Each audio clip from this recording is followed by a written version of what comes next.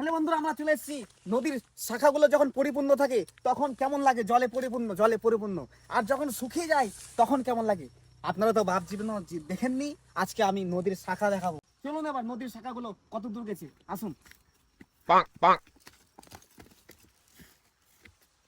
এই যে হচ্ছে সেই নদীর বাঁধ। এই এই বাঁধ দিয়ে নদীর জল আটকানো হয়, দেখছেন? চলুন আসুন বন্ধুরা, আমার সঙ্গে আসুন। এই যে এগুলো জায়গা এখন তো একবারে ঘাস ঘুষ হয়ে গেছে, অনেক জঙ্গল হয়ে গেছে।